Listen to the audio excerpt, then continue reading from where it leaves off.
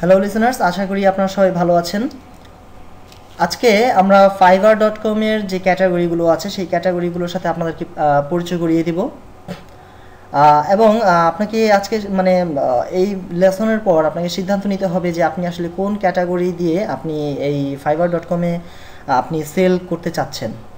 ঠিক আছে, তো fiverr.com এ লগ ইন করার পর আসলে লগ ইন ছাড়াও দেখা যায়, হ্যাঁ, লগ ইন বা লগ আউট দুই অবস্থা থেকে এটা দেখা যায়। সেটা হচ্ছে যে উপরে যদি আমরা দেখি যে fiverr.com এর পরে এখানে যে নেভিগেশন বারটা আছে, নেভিগেশন বারের নিচে এখানে অনেকগুলো ক্যাটাগরি দেওয়া আছে, যেমন হচ্ছে গ্রাফিক্স অ্যান্ড ডিজাইন, এরপর আছে ডিজিটাল মার্কেটিং, তারপর আছে writing and translation, video and animation, music and audio, programming and tech, advertising, business, তারপর আছে ফান অ্যান্ড লাইফস্টাইল।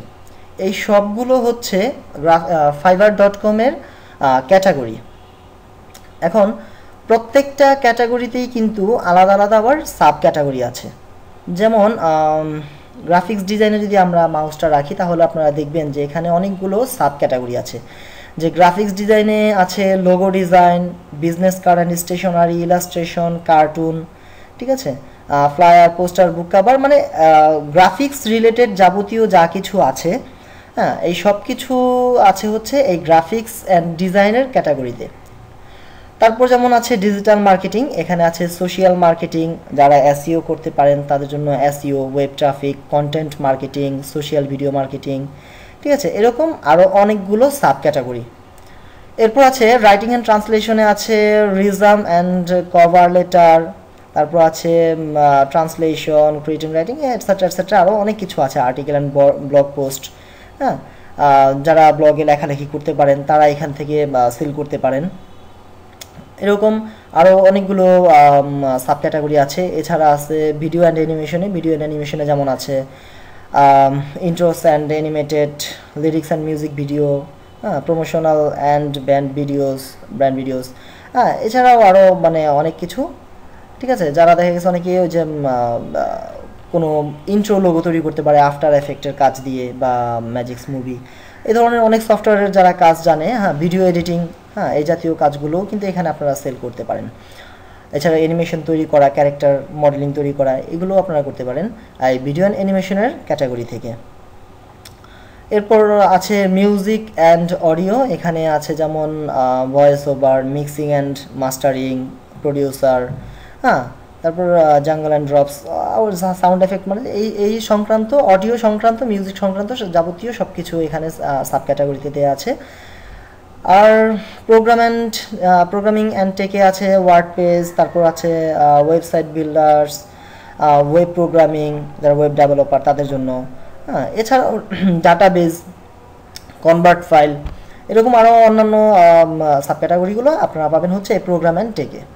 অ্যাডভার্টাইজিংয়ে আছে music promotion, radio, banner advertise, flyers and handouts, ঠিক আছে, এইসব, এটা হচ্ছে অ্যাডভার্টাইজিং সেক্টরে।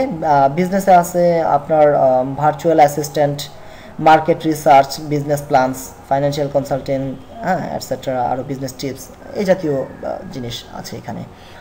ফান অ্যান্ড লাইফস্টাইলে আছে হচ্ছে আপনার online lesson, art and craft, হ্যাঁ, এরপর যে ফ্যামিলি জেনেলজি, তারপর আছে হচ্ছে গ্রিটিং কার্ড অ্যান্ড ভিডিওস, হ্যাঁ, তারপর ইওর মেসেজ অন, মানে দেখা গেছে যে এই সংক্রান্ত বিষয়গুলো আমরা আরও দেখবো, হ্যাঁ, বিস্তারিত আরও দেখব।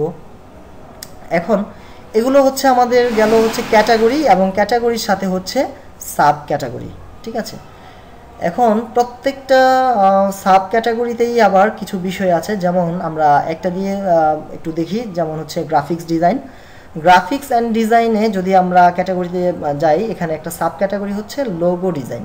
ওকে, তো লোগো ডিজাইনে যদি আমরা ক্লিক করি তাহলে আমরা দেখব যে এখানে লোগো ডিজাইনের এই সাব ক্যাটাগরিতে একটা পেজ এসেছে এখানে আমাদের এখানে। তো এই পেজে যখন আমরা আসব তখন আপনারা একটা জিনিস লক্ষ্য করবেন যে এটা হচ্ছে সাইডের, এটা হচ্ছে স্টাইল, মানে ফাইল ফরম্যাট, সার্ভিস ইনক্লুডেড, হ্যাঁ, যেগুলো আছে, যেমন এখানে ক্লায়েন্টরা যারা আছে তারা কোনো কিছু বাই করার সময় দেখা গেছে এটা তারা ফিল্টার করে নিতে পারে। ফিল্টারটা কীরকম, যেমন দেখা গেছে যে রিফাইন্ড রেজাল্ট যে all in graphic and design, এটা হচ্ছে ক্যাটাগরি, আর সেটার সাব ক্যাটাগরিটা হচ্ছে লোগো ডিজাইন। এখন আমরা লোগো ডিজাইনের সাব ক্যাটাগরিতে আছি, এই যে লোগো ডিজাইন।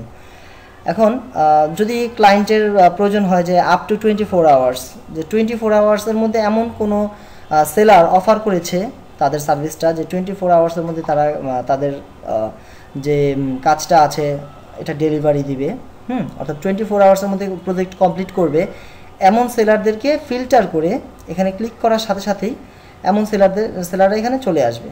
ঠিক আছে, এইখানে যারা সেলাররা আছে এরা সবাই 24 আওয়ার্সের মধ্যে কমপ্লিট করবে। তারপর আছে আপ টু 3 days, 7 days, অথবা আছে হচ্ছে এনি। ঠিক আছে, এখন তারপর আছে প্রাইসের রেঞ্জ, যে কত প্রাইস থেকে কত প্রাইসের মধ্যে তারা দেখতে চাচ্ছে যে যে সেলাররা আছে যে এই প্রাইসের মধ্যে তারা অফার করেছে। তারপর অনলাইন স্ট্যাটাস, এখানে যদি ক্লিক করে এখন এই মুহূর্তে যারা অনলাইনে আছেন তারাই কিন্তু তাদেরকে এখানে শো করবে।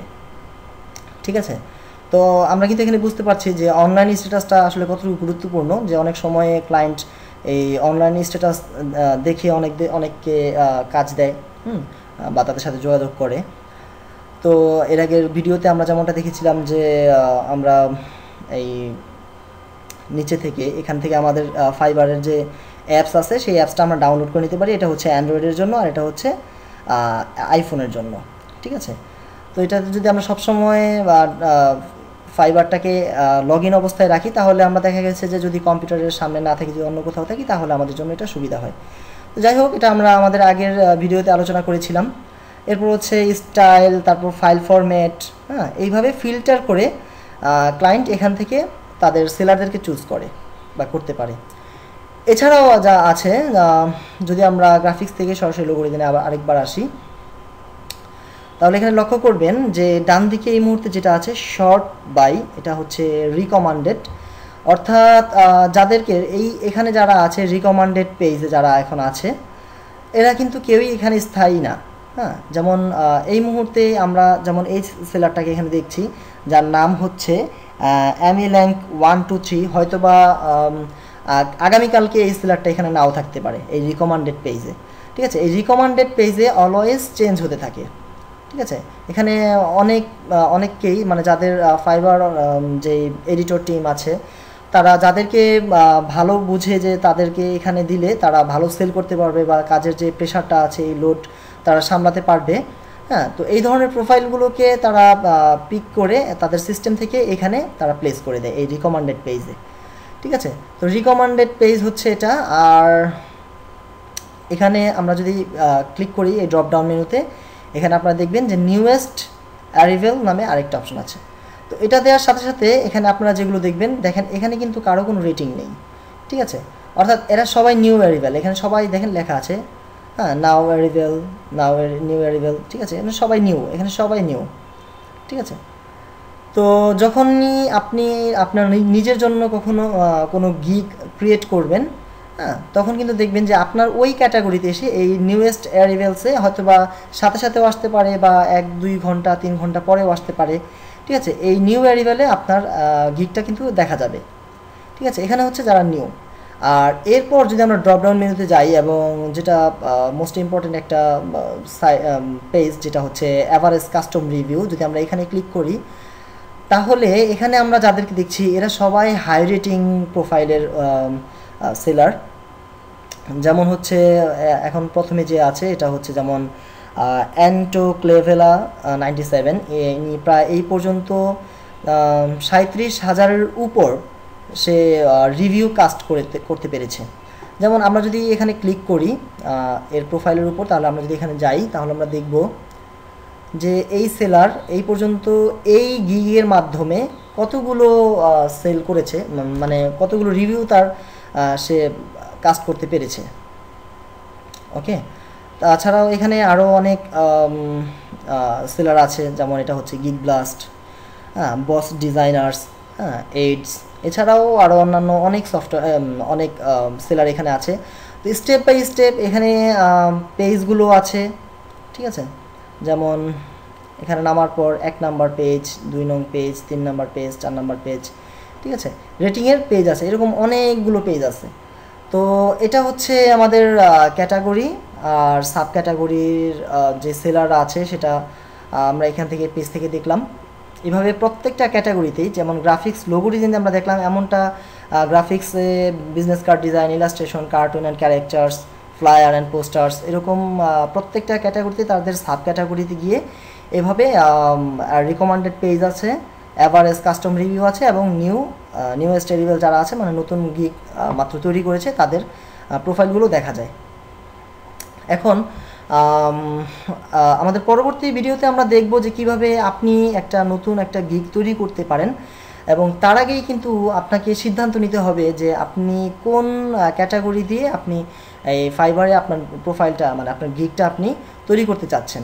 সেটা আপনার স্কিলের উপর ডিপেন্ড করবে, আপনি গ্রাফিক্স ডিজাইনার নাকি মার্কেটার, অথবা আপনি রাইটিং ট্রান্সলেশন করবেন, অথবা আপনি আফটার এফেক্ট বা এই ধরনের ভিডিও এডিটিং করবেন, মিউজিক অ্যান্ড অডিওতে করবেন, বা আপনি ওয়েব ডিজাইন বা ওয়েব ডেভেলপমেন্টের কাজ করেন, সেজন্য আপনি প্রোগ্রাম অ্যান্ড টেকের মাধ্যমে কাজ করবেন। হ্যাঁ, এটা আসলে আপনাকে আগে থেকে সিদ্ধান্ত নিতে হবে যে আপনি কোন ক্যাটাগরি বা কোন সাব ক্যাটাগরি নিয়ে আপনি কাজটা করবেন। তো ঠিক আছে, আশা করি এই যে ক্যাটাগরি এবং সাব ক্যাটাগরির যে বিষয়টা এবং রেটিং পেজ বা রিকমেন্ডেড পেজ সম্পর্কে যাবতীয় বিষয়গুলো আপনারা বুঝতে পেরেছেন।